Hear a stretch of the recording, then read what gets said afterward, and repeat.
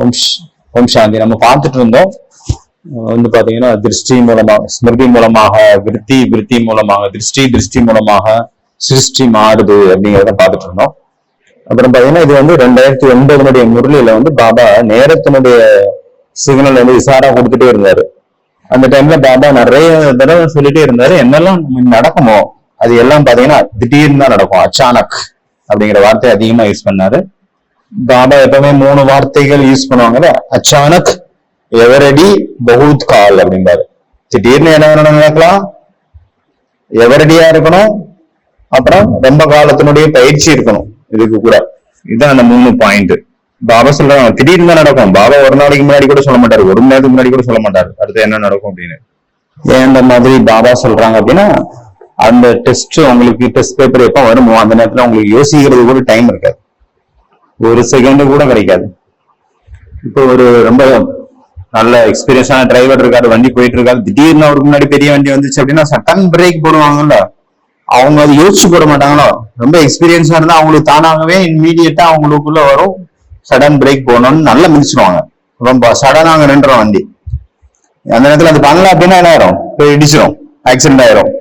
அந்த நேரத்துல ஆப்ஷன் இருக்காது, இது ஆக்சிலேட்டரு, இது பிரேக்கு, இல்ல எதை பண்ணலாம், ஆக்சிலேட்டர் அமுத்தலாமா இல்ல பிரேக் அமுத்தலாமா அப்படின்ட்டு அது யோசிக்கிறது கூட டைம் இருக்காது இல்லையா. அதுதானே அது சடன் பிரேக்குங்கிறது அப்படிதான், அவ்வளவுதான், வேற சாய்ஸ் யோசிக்கிறது டைமே இருக்காது. அவங்களுக்கு வந்து பாத்தீங்கன்னா புதுசா ஓட்டுறவங்களுக்கு அந்த மாதிரியான சடனா பிரேக் அமுத்தலமான கன்ஃபியூஷன் இருக்கும், வராது. அவங்களுக்கு ரொம்ப நாள் எக்ஸ்பீரியன்ஸ் இருக்குது அப்படின்ற பட்சத்துலதான் அவங்களுக்கு அந்த நேரத்துல அந்த சடனா பிரேக் அமுத்த வரும்.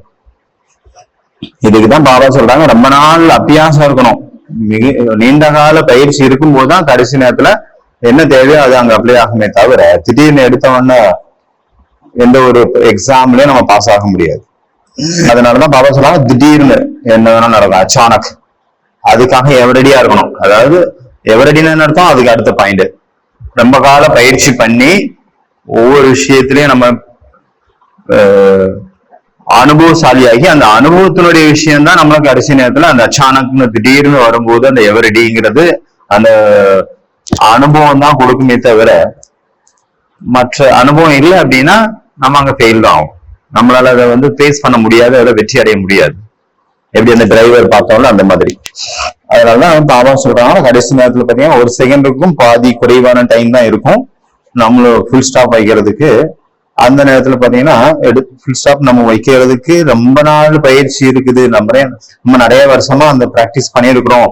ஃபுல் ஸ்டாப் ஆத்மயமணி ஆகி பரந்தாம் இந்த உடம்பை விட்டு விடுபடுறதுக்கான பயிற்சி ஆகட்டும், இல்ல பரந்தாமத்துக்கு 1 செகண்ட்ல இந்த உடல்ல இருந்து விடுபட்டு இந்த உலகத்துல இருந்து எல்லா விஷயத்துல இருந்தும் 1 செகண்ட்ல நான் ஃபுல் ஸ்டாப் வச்சு டிராமா ஃபுல் ஸ்டாப் வச்சு இந்த மாதிரி நிறைய பிராக்டிஸ் பண்ணி 1 செகண்ட்ல நம்ம இந்த இந்த உலகத்தையே மறந்து வேற ஒரு உலகத்துக்கு போய் அந்த மாதிரியான சின்ன சின்ன பிராக்டிஸ் எல்லாம் நம்ம ரெகுலரா பண்ணிட்டு அதனுடைய அனுபவம் இருக்கிற பட்சத்துலதான் அந்த லாஸ்ட் மினிட்ல அது ஞாபகம் வரும், அது ஹெல்ப் பண்ணும். இல்ல பண்ணவே இல்லை அப்படின்னா அப்பப்பதான் பண்ணிருக்கோம் அப்படின்னா அது ஞாபகமே வராது.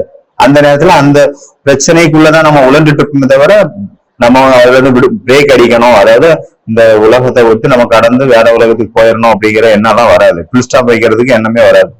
ஏன்னா அந்த டெஸ்ட் பேப்பர் நமக்கு சொல்லிட்டு வர போறது கிடையாது, திடீர்னு தான் வரும். பிரேக் போடுறதுன்னு என்னத்தான் அந்த நேரத்திலயும் பாபா நினைவு இருக்கணும், அந்த பிரச்சனைகள்ல மாட்டாம இருக்கணும், அந்த டைம்லயும் பாபா நினைவு வரணும். அப்பதான் அந்துமதி சௌகதி ஆகும். கடைசியில என்ன நினைவுக்கோ அதை பொறுத்து அடுத்த ஜென்மத்துல நம்ம தேவதை ஆக முடியும். சரி, அந்த கடைசி பேப்பர்ல நம்ம ஃபெயில் ஆகிறதுக்கு பதிலா பாஸ் ஆகணும் அப்படின்னு வச்சுக்கோங்க. அதுக்கு என்ன பண்ணணும், அதுக்காக பாபா சொல்றாங்க குழந்தைங்களே டைம் ரொம்ப கம்மியா இருக்குது. அந்த வானில பாபா சொல்றாங்க டூ லேட் போர்டுன்னு போடல, ஒருவேளை இப்ப போட்டிருக்கலாம். அந்த டைம்ல பாபா என்ன சொல்றாங்க குழந்தைங்களே இப்ப வந்து நீங்க நடக்கிறதுக்கான டைம் கிடையாது, பறக்கிறதுக்கான டைம். இப்ப பாத்தீங்கன்னா எக்ஸாம்பிள் நீங்க கன்னியாகுமரியில இருக்கிறீங்கன்னு வச்சுக்கோங்க. கன்னியாகுமரியில இருந்து இப்ப சென்னையில ஒரு கான்ஃபரன்ஸ் நடக்க போகுது, அதை உங்களை அவங்க வந்து இன்வைட் பண்ணிருக்காங்க. இல்லைன்னா ஒரு பட்டி இருக்கு அங்க இன்வைட் பண்ணிருக்காங்க, காலையில கரெக்டா 6 மணிக்கு ஸ்டார்ட் ஆக போகுது. அப்ப நீங்க ட்ரெயின்ல வர விரும்புறீங்க அப்படின்னா உங்களுக்கு அப்ப 12 மணி நேரம் உங்க கையில இருக்கணும் இல்லையா. அதுவே நீங்க பஸ்ல வரீங்கன்னா அதுக்கேற்ற மாதிரி டைம் இருக்கும் பட்சத்துல வரலாம். ஒருவேளை உங்களுக்கு டைமே இல்லை, 2 மணி நேரம் தான் இருக்கு, அவ்வளவுதான் ஸ்டார்ட் ஆக போகுதுன்னா அந்த நேரத்துல நம்ம ரீச் ஆகணும் அப்படின்னா என்ன பண்ணோம், ஃபிளைட் பிடிச்சி வந்துடலாம்னு வச்சுக்கோங்க. 2 மணி நேரத்துல வந்துடலாம்.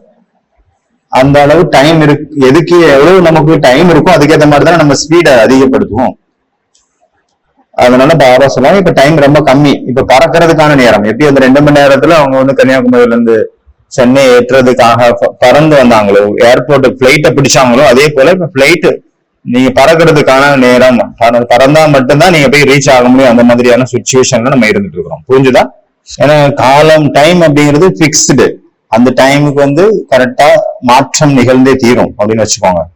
அப்போ வந்து நீங்க அந்த சமயத்துக்கு முன்னாடி சம்பூர்ண சம்பன்னம் ஆகணும் அப்படின்னா நீங்க நடந்து போனீங்கன்னா அங்க போய் அந்த நிலையை நீங்க அடைய முடியாது, எட்ட முடியாது. பறக்கணும், பறந்து போகணும். அதாவது பறக்கணும்னா என்ன அர்த்தம்? அவ்வளவு ஸ்பீடு, தீவிர புருஷார்த்தம் ரொம்ப ஸ்பீடா இருக்கணும் அப்படின்னு அர்த்தம். சரி, தீவிர புருஷார்த்தம் அப்படின்னா என்ன அர்த்தம்? ஃபர்ஸ்ட் தீவிர புருஷார்த்தம் அப்படின்னா ஒன்றும் பெரிய விஷயம் கிடையாது. ஒவ்வொரு செகண்டும், ஒவ்வொரு சுவாசமும், ஒவ்வொரு நிமிடமும் வீணாக கூடாது. ஒரு சுவாசம் கூட வீணாக கூடாதுங்கிறார் பாபா. ஏன்னா உங்களுடைய ஒவ்வொரு எண்ணம், ஒவ்வொரு சுவாசமும் ரொம்ப ரொம்ப வேல்யூபிளானது, விலை மதிப்பற்றது. விலை மதிப்பற்றதுன்னா ரொம்ப வேல்யூபிள், விலையை கொடுக்க முடியாது. ஒரு செகண்ட் அப்படின்னா அது 1 மணி நேரத்துக்கு ஈக்குவலானது. ஒரு நிமிஷம் அப்படின்னா அது ஒரு வருஷத்துக்கு சமமானது. அப்புறம் சாதாரண புருஷார்த்தமும் செல்லாது, தீவிர புருஷார்த்தம் இருக்கணும். நீங்க சாதாரணமான புருஷார்த்தம் பண்ணிட்டு இருந்தீங்க, சாதாரணமான எண்ணங்கள் தான் ஓடிட்டு இருந்தது, உயர்ந்த எண்ணங்கள் இல்ல, கூடவே பாபா நினைவும் இல்ல, ஞானத்தினுடைய மனன சிந்தனை இல்லவே இல்லை. எந்த நேரத்துல பாபா நினைவு இல்லை, பாபாவுடைய ஞான சிந்தனை இல்லை, அந்த நேரத்துல ஏதாவது பேப்பர் வந்துருச்சுன்னா என்ன பண்ணுவீங்க?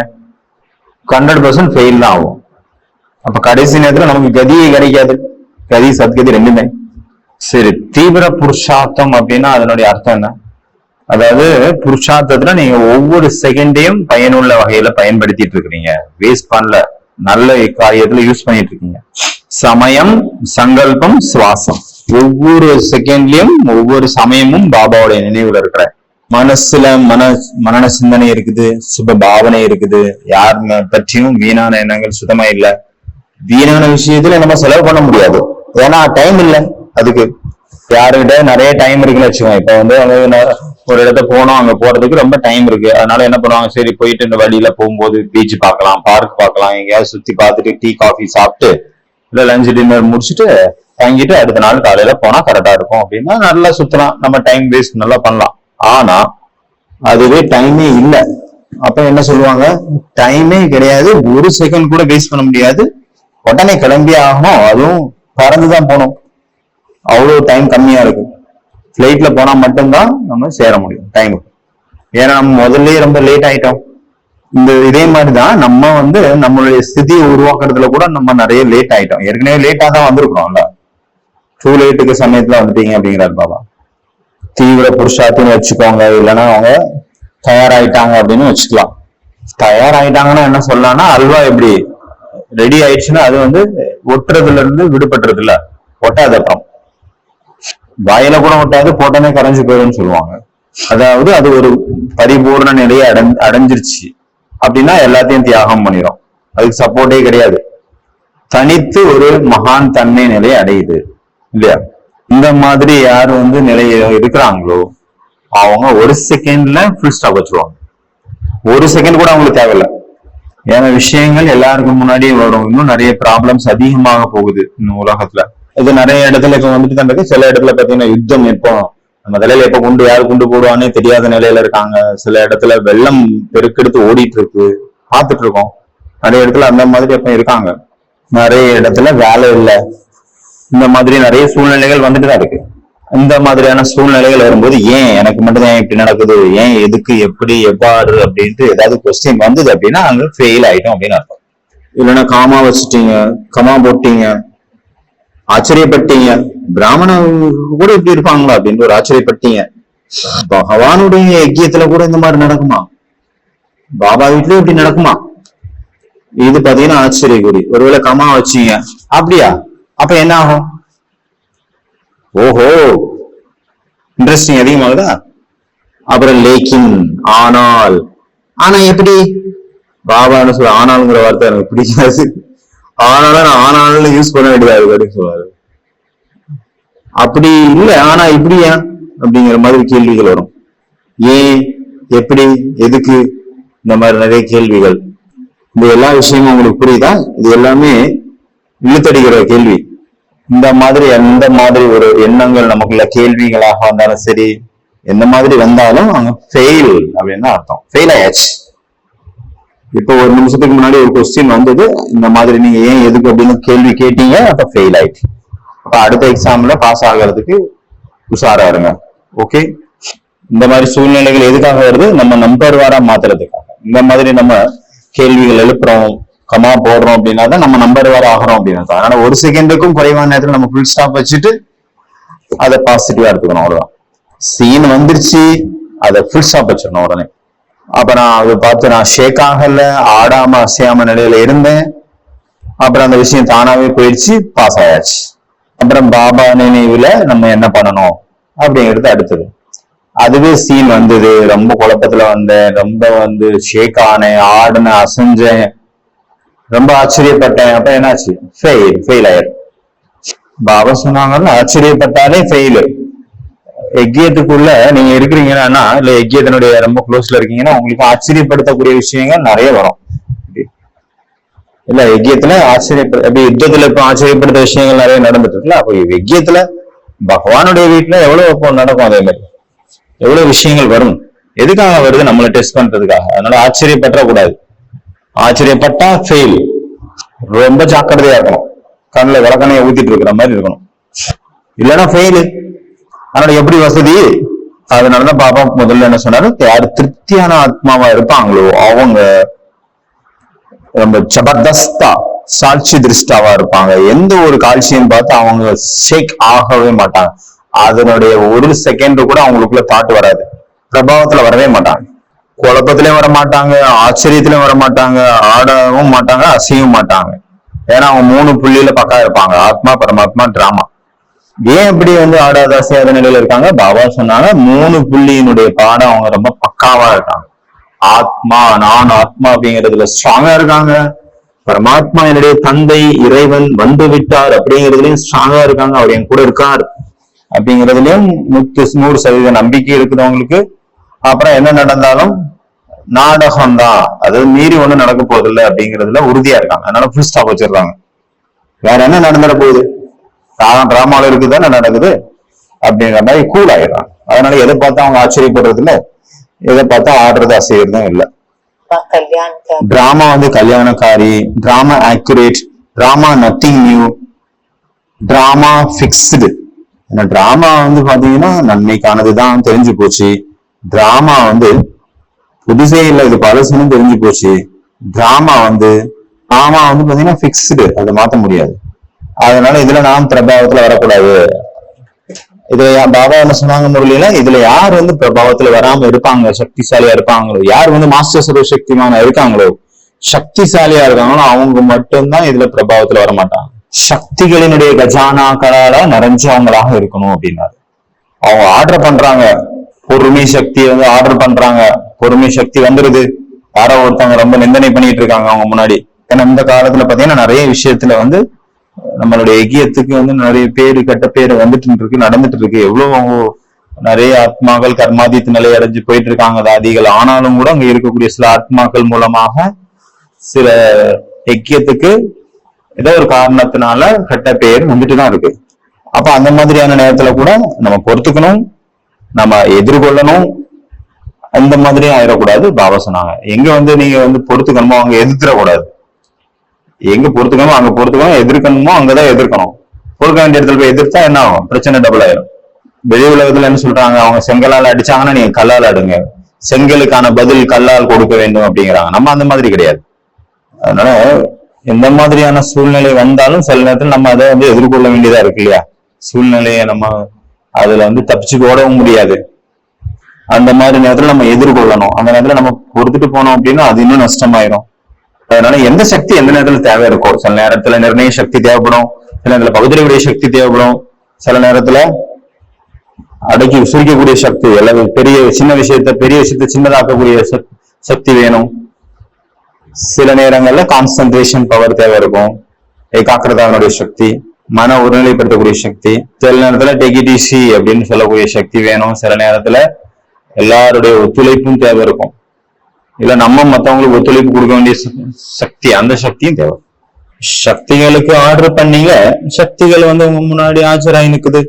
ஏன்னா சக்திகள் தான் உங்களை புல் ஸ்டாப் வைப்பதற்கு ஹெல்ப் பண்ணும். சக்திகள் இல்லை என்றால் அவங்க புல் ஸ்டாப் வைக்க இயலாது. ஏன்னா நம்ம பார்த்தோம், கார் ஓட்டுறவங்களுக்கு என்ன பவர்ஃபுல்லா இருக்கணும், பிரேக் பவர்ஃபுல்லா இருக்கணும். அவங்கள்ட்ட 2 பிரேக் இருக்கும்ல, ஒண்ணு கால்ல இருக்குது, இன்னொன்னு கையில இருக்குது, ஹேண்ட் பிரேக். எந்த பிரேக் எந்த நேரத்துல வேணுமோ அதை யூஸ் பண்ணிக்கிறாங்க. பிரேக் இருக்குது, ஆனா ஹேண்ட் பிரேக் வந்து தேவையான நேரத்துல அது வேலை செய்யலைன்னா என்ன பிரயோஜனம், இருந்தும் பிரயோஜனம் இல்லை.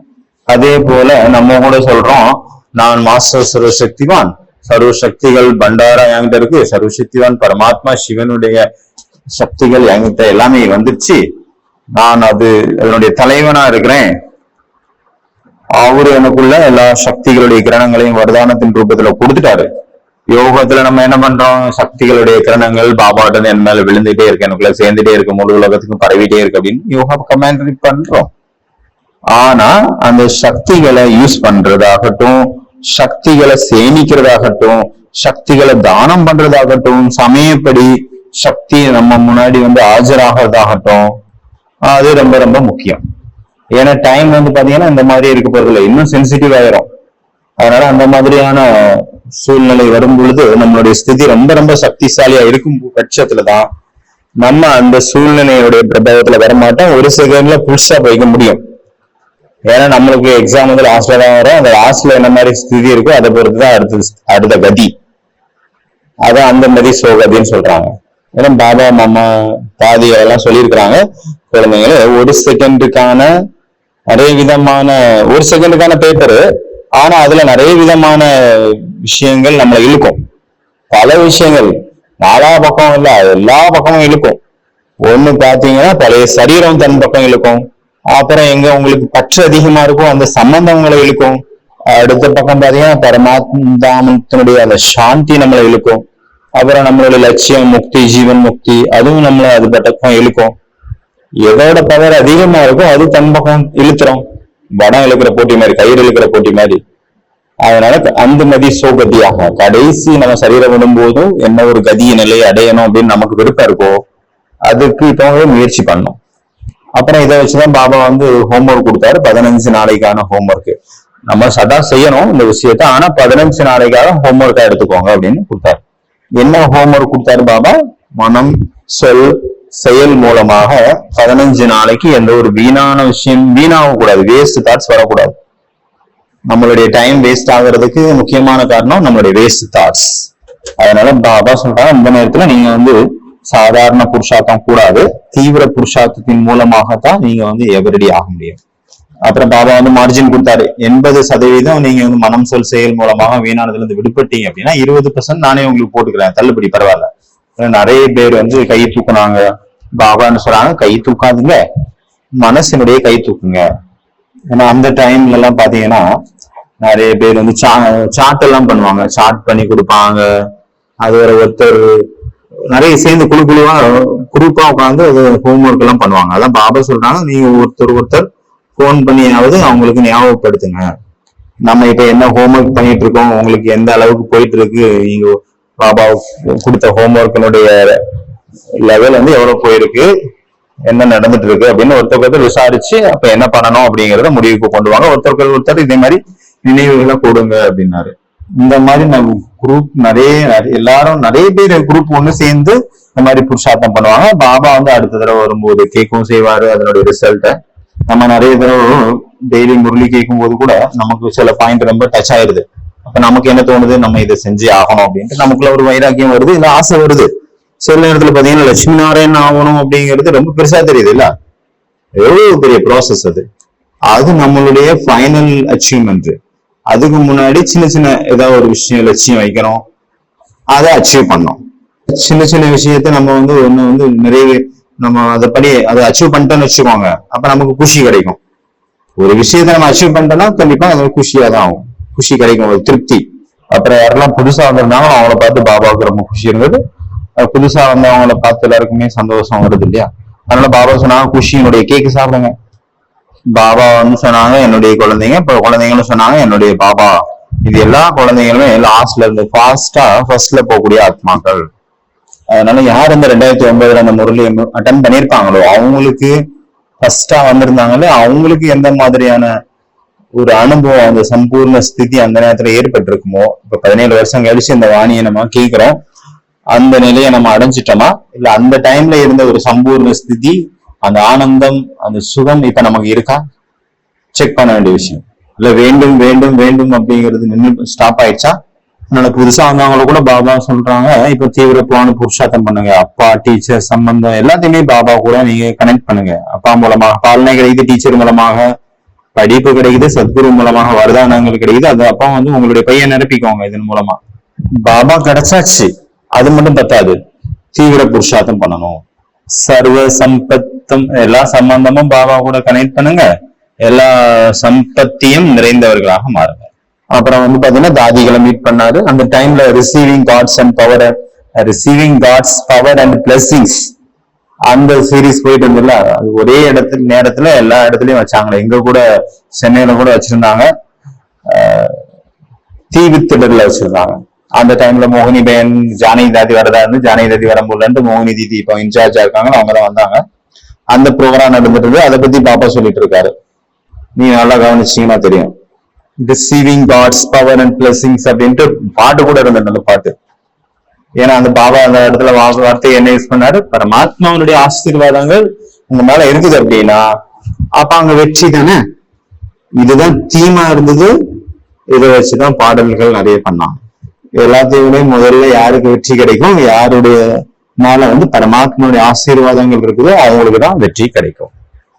அப்புறம் பஞ்சாப் சோன் அவங்க பாபா முன்னாடி இருந்தாங்க. பாபா பஞ்சாபை நினைவு பண்ணாரு, ஆதி காலத்துல உள்ளது. பஞ்சாப்ல இருந்து அந்த டைம்ல வந்தவங்க எப்படி சிங்கம் மாதிரி இருந்தாங்க. ஏன்னா அமிர்தரஸ்ல வந்து ஒரு பெரிய ரொம்ப நிறைய பேர் வந்து எதிர்ப்பு தெரிவிச்சாங்க. 14,000 பேர் வந்து நம்ம சென்டருக்கு முன்னாடி வந்து நின்றுட்டாங்க.